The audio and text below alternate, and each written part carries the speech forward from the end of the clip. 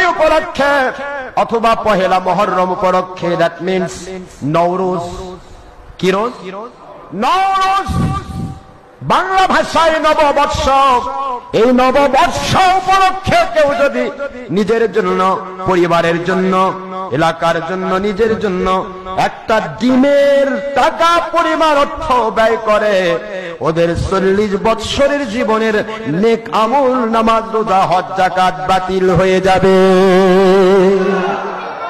কয় বৎসরে?